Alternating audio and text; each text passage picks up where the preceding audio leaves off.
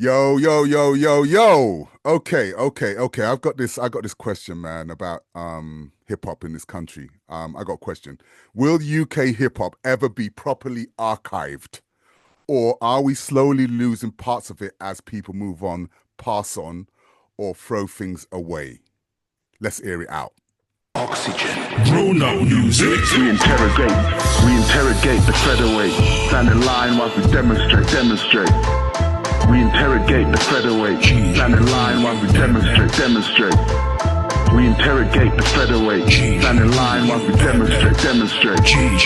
We interrogate the featherweight. Stand in line while we demonstrate. Yeah, let's air that out, man. Okay. Because so much of UK hip hop lived outside of institutions, I'm talking about, your big kind of recording houses, etc., etc. Hip hop wasn't really, mainstream in the UK like it was in the States or even in other countries like France, etc., right? Yeah, exactly. It always existed on the periphery. So, pirate radio shows were really carried the flag for a long period of time. You can't really find loads of track listings on some obscure records. Tapes, flyers, photos, freestyles, dubplates, all those things are like, they're like gold dust, man. And, a lot of things are existing in people's bedrooms and garages and boxes under beds and things, man. And so there's no system built up to actually preserve the culture in the UK hip hop scene. Nothing was really handed over. If you think of all the young cats, I didn't see a kind of handover like you see in other countries like France or the US or other countries. We had no griots over here. No griots. No griots. Handed things down. That's it. So it raises issues around, things to do with control, things to do with, labels. We don't really have the kind of hip hop academics that I see in other places or other platforms. Streaming platforms they don't really pick up on all that old archive stuff. There's nothing to grab from there, And even if I look at our groups, if you look at Internet or you look at Science of Sound, where's the, you know what I'm saying? Where's the archive bits? Espionage, where's the archive bits? You know what I mean? It's like as if you faded away into the distance, man. So, I'm gonna ask the question. Steve A, what's your thoughts on this schism, man?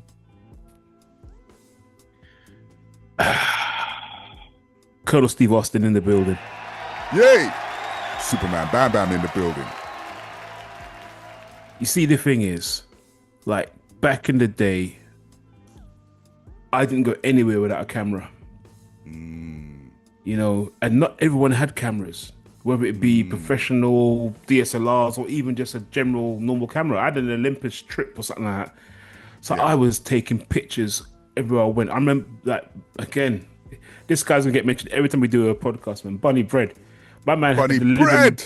We know you're looking over us right now, bro. Yeah, man. My man had the living amount of pictures. I remember outside of his bedroom, there had a passageway outside him and my mate Titler, and they're funny enough, they're both gone now.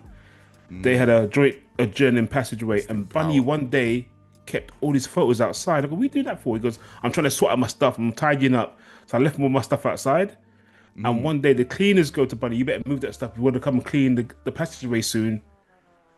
One day Bunny went to his passageway, all his photos are gone. Photos of him and Chuck. Yeah. Photos of him and Chuck D, Roxanne Shante, Real Roxanne. He had pictures from... man. He had photos from UK Fresh 86. No. With all of them. Because remember, Bunny did the UK Fresh 86 banner. So... Of course. So he had all them photos all gone. Pedro's got some still. Pedro's got a lot of them, but yeah, a lot of them are gone. So you're starting something here, really, where you're literally showing the issue with this. Yeah, we're not documenting, we're not archiving, And I guess you know what though. In fairness to us as youngsters, what were we? I when I first started MCing, I was like 11. Wow. You know what I mean? 11 years, 11, 12. What am I thinking about 11, 12? Apart from... You're not thinking about archiving, bro. No. You're not dusting off that tape right and you're going, let me preserve this at just the right temperature. Exactly. For longevity. I remember there was a summer, the summer of 1990. Chubb Rock jumped upon the scene, but in 1990, yeah, me and Johnny and Bunny's in Bunny's house, and we were almost in tears, reminiscing about the old school in 1990. This is 1990, and we were going, man, remember 86 and 85. And look at us now in 2025. That sounds crazy now. You know what I mean? And it's like we didn't archive. We taped from the radio, or we bought records. And what you said something earlier was quite important, because in America there's doctors in hip hop and professors of hip hop. Look, Knife Wonder did like a whole university circuit thing where he was going around talking about hip hop and sampling and what he does and all that stuff. He had a lesson, he had a class in the university on that. Yeah, Knife Wonder. And the only person I see talking to Power on that is a color. He's the only one I'm seeing talking to Power on that. I don't hear anyone else. Pick up a color, man. Yeah, man, blatantly, and his sister. But Mr. Dynamite. Yeah, man. But I don't hear anyone else talking to Power on that. Why is that? You have these things when. Go ahead. Karen. No, you're on the flow, man. Go. Because obviously you have these things when people die and whatever, and you get to go, oh, we got to meet up, we got to talk, no, we got to document this stuff, Tired of the talking. That's the reason why we're doing this podcast as well. We're documenting, we're saying as it is, and just so people get it straight, we're not saying that this is the law. We're saying this is what we've seen with our own eyes. So if I say something, I'm not saying, yo, this is the law. I'm not saying that. I'm saying this is what I saw. And no one can tell me what I saw is fake, because I saw that. The same way whatever someone else saw, that's what you witnessed. That's what you experienced. I cannot say your experience is that or this, that, and third, because I'm not you. That's your experience. And we're talking, so this whole Air It Out is our own experience of things that have happened. And what I'm saying to you is this: we are not documenting. We are not taking things down. And we've got that to pass on. That's why if we were documenting and archiving, going back to our last podcast, we're making grime and drill and thrill and trill. We'll be still making sample bass, boom bap, lovely sounding, and we could be the fathers who can nurture and doctor the younger cats in the sound. Like in America, there are still younger cats there's no younger cats here really doing boom bap, but there are younger cats in America doing boom bap, because like Coast Contra. Yeah. Big up Coast Contra, man. The embodiment they're an embodiment of what we were seeing, especially during the 90s era. Who do we have here that's young that embodies what Coast Contra do? See, the only rapper at the moment. Look at your face. All right. I've got the kind of smile on. I know I've got the smile on. The only rapper right now that I feel like that when I hear them rapping is a young cat called DC Free. Okay, really young cat. He's got a little afro. He looks kind of bugged out, but he's a young Christian rapper. But his lyrics are insightful, clever. I could hear him on some hip hop beats. He's dropping. You know what I'm saying? And the good thing about what he's doing, even though it's tinged with, religious aspect, he talks from a conscious space. Do you know what I'm saying? Just on that note, though, if any of you guys who are watching this or listening to this have people put them in the comments, because I want to learn who you guys say are the ones. I'm not ignorant. I'll come across old, black, and ignorant, but it's not the case. I am interested in hearing good quality sounding hip hop. Yeah, so there are some cats who are doing it, but they also it's a mix up of things. So for instance, if you listen to any of Tom Misch, I always say his name wrong, it's Mitch. He's like a kind of a jazz. You listen to a lot of stuff, boy. Jazz. Or Alpha Mist. Alpha Mist is another one who they have jazz, but they have the hip hop kind of side. Children of Zeus, right? You know what I mean? They got a big up Children of Zeus, man, who have like a nice kind of sound mixed with the singing and the rapping. You know what I mean? if I'm going to look towards those are the ones who I'd say are the progenitors of what we were doing. Do you know what I'm saying? In the UK. Oh man, progenitors. Right? But they're the progenitors. They have embodied. That sounds like a rude word. I'm gonna progenit you. I'm gonna kick you in your progenitors, man. Oh. Say that again. Kicking your progenitors where it hurts. Your progenitals. Your progenitals. Yeah. But you know, getting back to the subject matter, you know, you're absolutely right. You know, I kind of see it as right, Steve, put it this way. I cannot go right now and pick up any kind of information on or the tapes, right? The reel-to-reels of any of my music from back in the day, right? I don't know where to look for that. I don't know where to look for that. I don't know if there's any DAT tapes. I don't know where they are right now. Do you know what I'm saying? And that's the problem, because who has a DAT machine now? Who still has DAT machines? You know what I mean? Thank you. And, right? Yeah, go ahead. And the thing for me, what burns me is that's not just a fact that I can't find it. Okay, I may have the CD, I may have the disc, right? I may have, you know, the record, right? What burns me about that is the fact that that wasn't taken care of. Do you know what I mean? That wasn't taken care of in any shape or form. And that music's gone. Do you know what I'm saying? And like, even if I'm going to say from a legacy point of view, for my children, for, you know, my children's children, to say, oh yeah, and let me go and play you something from my, you know what I mean? From my, you know, this is the original tape, you know, that they recorded it on. They haven't got that, right? And it's crazy. And for me, you know, that historical archiving, that lack of handover, you know, handing over the baton to the younger cats, and the younger cats taking on the older cats on tracks, like you see, you know, a track where Redman could be on with an ASAP Rocky, or you know, I know there's you know, that's a bit, you know, closer, not even so far apart in ages, but you know, the younger generation, you know, you can get a Kendrick rapping with whoever, with a Dre, right?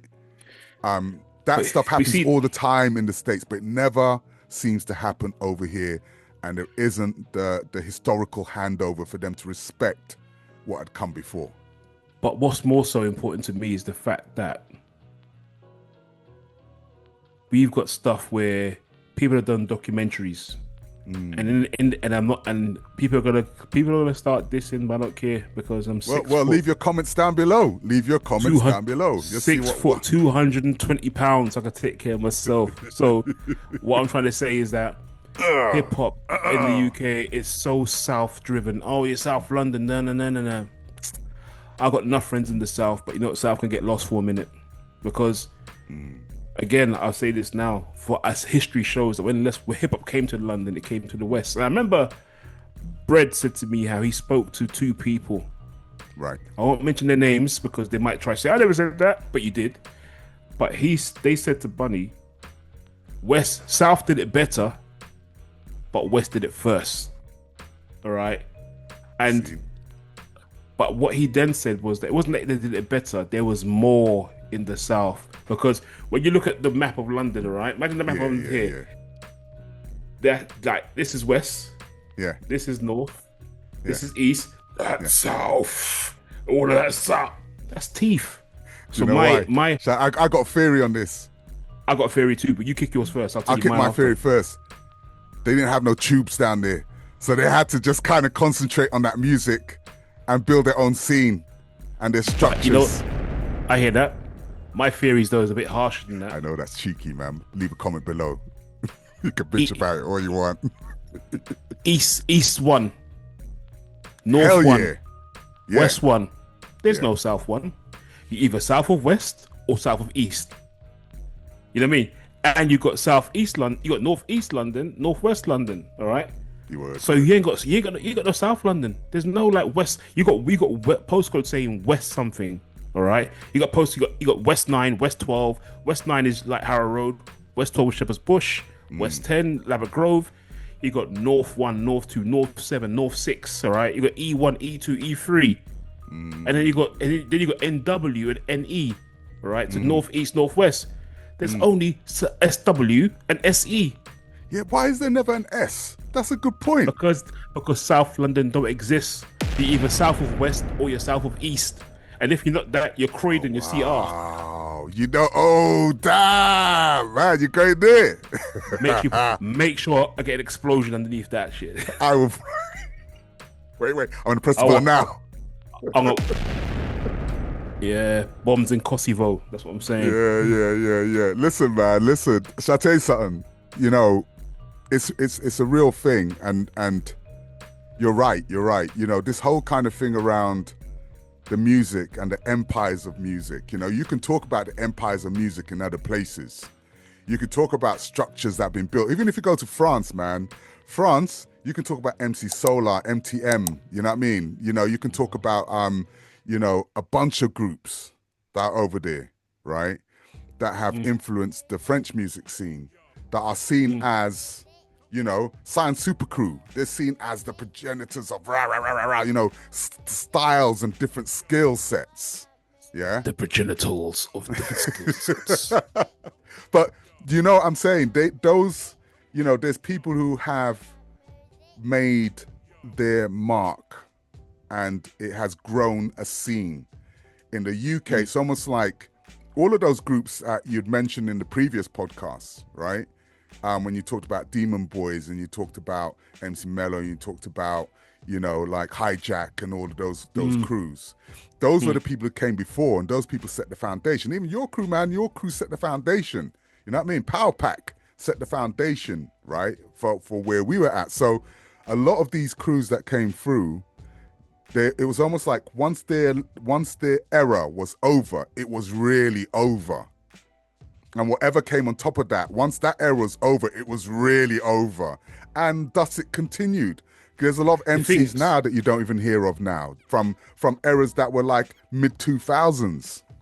But you know what it is as well? A lot of we're going to be blending across different sort of podcasts, because this goes to the fact that a lot of people became parents, and it also became people who were like, moving on from this hip hop stuff. They were never in it like we were. They were just in it for the minute and they were gone. You know, they moved to acid house, moved to house music, garage music. You know, they went where the gal was or the man was. You know, because at one point hip hop was thriving with both sexes heaving at the bosom, so to speak. And then, you know, when hip hop started wearing grinder boots, remember them big grinder boots, and started going on like Science of Sound, wearing like do rags and stuff and big baggy trousers. It just all died, man. You know what I mean? Died. Do rags and big baggy trousers. We were wearing like Coca-Cola tops and cross trainer with like part into the eyebrow. It was wicked. Gal was there. They had bamboo earrings, at least 2 pairs. The man just went into grinder boots and big pants hanging out for your backside, and them Carhartt and cross-color Carl Carney waistcoats. And I was like, wow. And the girls went, yeah, we're late, we're gone, we're out of here. And that's another thing that happened to the scene, right? Was that it's become man heavy. I mean, we went to a show with Alchemist and DJ Primo, right? A few weeks ago. I think it's just before Christmas or something like that, right? And I have got to say Sausage Fest was an understatement, man. You had all sorts of sausage. German, Bratwurst, whatever they call it. Friggin' your bangers. Frankfurters. You know what I mean? Garlic sausage. Friggin' all sorts. We get it, right, bro. Thank you. You get right. So, and I was looking around going, back in the day when we were on the scene, there's big out there as well. Yeah, but like I said to you before, there was a point. I tell you, when the girls disappeared from hip hop from my eyes, when they're like some people like Onyx, keep imagine girls in the jam. I knew you were gonna say that. Going slam, pushing gal around. What you play that? You know, men started getting stupid in jams. I'm like, come on, man. Yeah, foolishness, man. Foolishness. My girl just tongued their hair and took the curlers out. And if you know, but remember them. That's the one thing I love about hip hop girls. They weren't wearing weaving wigs, so that was their natural hair. That was their real hair. You couldn't push a person like that around the gaff, Oh man. It's like, damn! You just brought another nugget where you don't even know how deep a nugget you brought. Gal didn't have weaves like that. Didn't have a times. wig. Good times. Yeah. Hip hop Oh gal didn't. man. Some of them, when I used to go Shanola's, Oasis, Night Moves, some of them places there. Because remember, we had two worlds. We used to be the hip hop man, Yeah. in like Arches, Dingwalls, and then on the Friday Night Flex, Nations, Night Moves, Shanola's, Club Zero. Yeah, man, we all over the calf. Never went granaries though, too far. Coliseum. Oh, Coliseum. But I tell you what's a lot. But then you had the raves in the middle, Podium. Remember Podium? Podium. Yeah, I remember the Podium. Vauxhall. Yeah, Arches and stuff, man. Yeah, man. Yeah. Like that was a scene. You're absolutely right. You know, there was almost like two different halves of the day. And then who was documenting all these things? Again, going back to the main topic of this. Wow. We've got a history in the UK that hasn't been documented. Like, for example, my mate Jenny Baptiste did that thing at Somerset House. Wicked. Yeah. I said to her, she needs to write a book. Yeah, she needs to make a book. Put that in a book. All them images got there. Put it in a book. Sell that bomber. I'll buy it. Because we need to document and archive our history. Normski did it. Normski, big up to those photographers who do that. T-Max, Normski. Yeah, man. You know, T-Max, those people who are archived. They are archive generals. Yeah. So that's an important thing. But the visual aspects of things, I've always seen that, right? But there is a real almost like step, and it almost feels as if it's done on purpose, a real step to kind of get rid of the history, you know, get rid of the things that truly matter. You know what I'm saying? But how do we change that? By whom? Get rid of it by whom? That's a story, man. That's got to be because and that story then dwells into the things like independent versus major labels. You know, I was signed to a major, signed to independents, and to be honest with you, there was not really much difference because the majors didn't have to push you anyway. The independents just, you know, the independents work hard, but so I get another story, man. You know what? That sounds to me like a whole podcast in its own right. That major versus independent label vibe. You know what I'm saying? Lucky for you, that's coming because that's all script. That's all listed as well. I like it. So yeah, I think, you know, it's a hard thing. It's hard to see being an artist or people who have been on the scene and seen, you know, all of that effort, all of that hard work kind of gone. I have to say respect to some of the young cats who kind of elevate to the scene where they took their independence and made things happen, you know, by themselves. I think there was a real kind of entrepreneurial spirit that I think a lot of the older cats, including ourselves, probably didn't have on that level. Do you know what I mean? But also they've got the technology to be able to kind of do things in a different way, right? It used to take forever and a day to make a record back in the day. The way I see it, see what we were. We were the Windrush generation of hip hop. Ooh, I like that. We were the first. In the UK, we were the first. All right, our era was the first. So we took the licks. We got pissed off. We got dissed by record labels. We got thrown under the carpet by record labels. We got shelved. We did all this stuff. So basically, what I'm trying to say is that in the relation of us being chased by teddy boys, us being beaten up by skinheads, it was that thing we got done and then when we was of age, right? When I remember, not saying my mum and dad were pushovers, they weren't. But when I was of their age in the UK, no one was touching me. You call me the N-word, that's the last word you're going to say for a long time because you'll be drinking through a straw in St. Mary's Hospital. Real talk. So what the kids Punks jump up to get beat down. But what I'm saying is now, yeah, man, the kids now, they're doing the same thing. So whereas we were the Windrush generation taking the lyrics from the record labels, what did they do? They set up their own. They made their Channel U. They made their own labels. They changed the scene from hip hop as we know it in the UK to grime, to drill, and all them other. Yeah. I'm not gonna mock them. I was just messing around before, but what I'm saying is, and that's what I give them credit for, because you know what, they did what we didn't do because they had it slightly easier. We took the licks, we took the mashing, the bash on the back. Real talk. And they took it and said, right, we don't want that. So let's do our own shit. We don't want to be abused by the record label. We don't want to We're gonna do our own stuff. And they almost Wu-Tang the whole UK. True. And respect for it. Do you know what I mean? And respect. Yeah. You mentioned Channel U, SBTV was the other one with Jamal. You know what I mean? Rest in peace. You know, who did that big time as well. And I think the biggest thing as well is the connection and the know-how as well, passing on the know-how, you know. That's another thing. Gatekeepers that we had in the scene, man. That's a whole subject, you know, that whole gatekeeper thing, right? One or two come in, close the door, right? So, but that again in that scene as well, in the young, I'm not gonna say the grime scene. I'm gonna say in the younger scene, the younger nurturing, they nurtured themselves. They brought all their brethren in. Yeah. In the UK hip hop scene, it was like because we were so hard done by, we brought in one or two. That man brought in hundreds of crew. You go to one of their shows, it's like 30 men on stage spitting. You go to one of our shows, it'd be us and maybe another person come on stage and walk off again. You know, they brought in their crew. But if you think about it, right, there's another theory I got on that as well around hip hop culture of one crew battling another crew. Do you know what I'm saying? So that whole thing of my crew's better than your crew.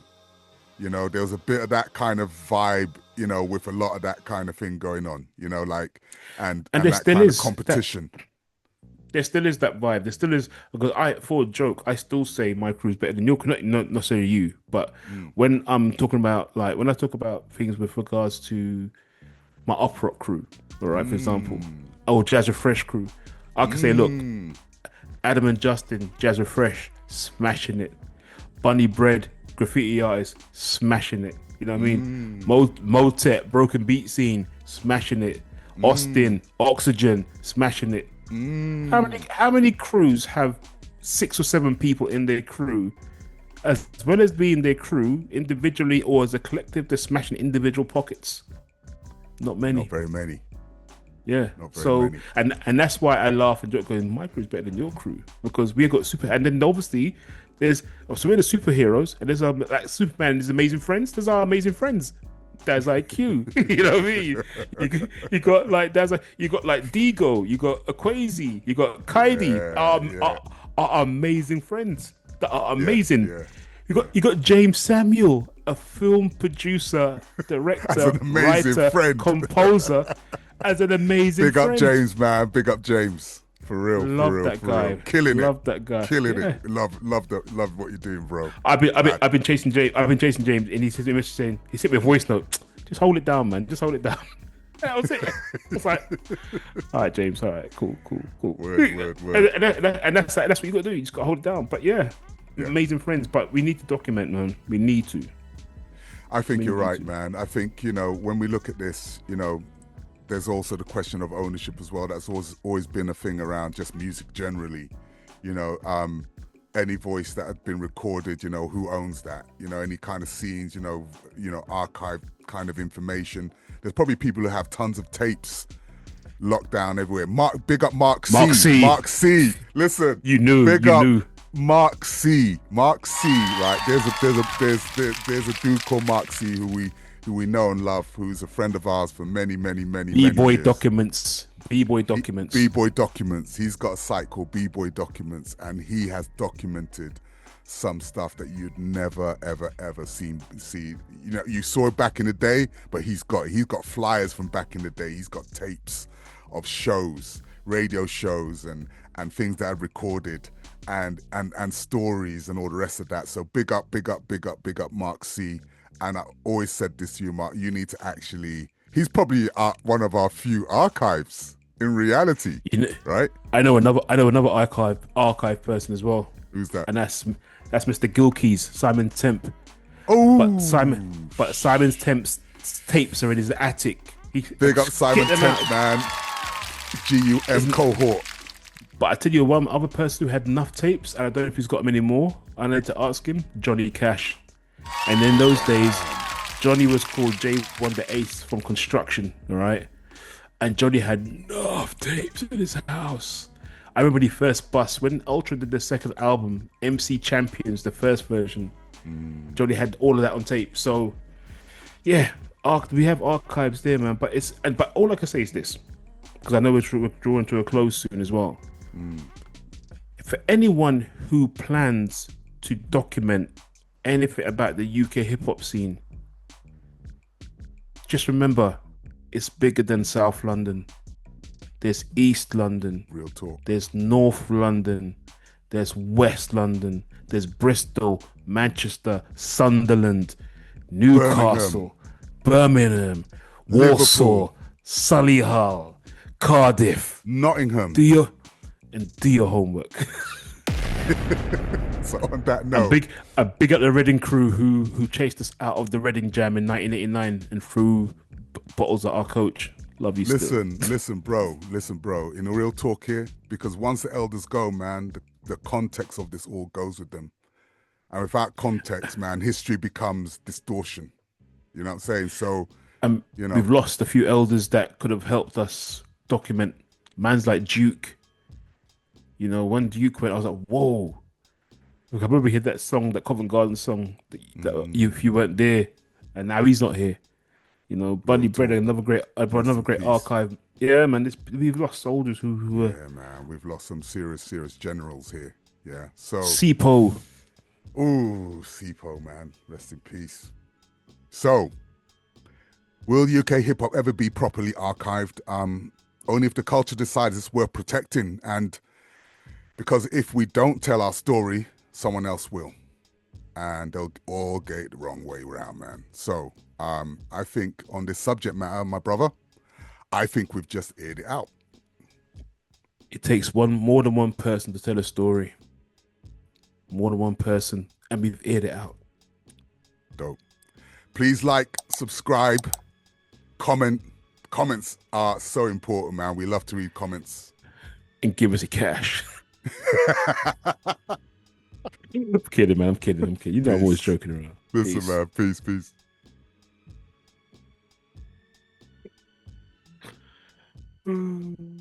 That's dope. Oxygen. Bruno music. We interrogate the featherweight. Stand in line while we demonstrate. We interrogate the featherweight. Stand in line while we demonstrate.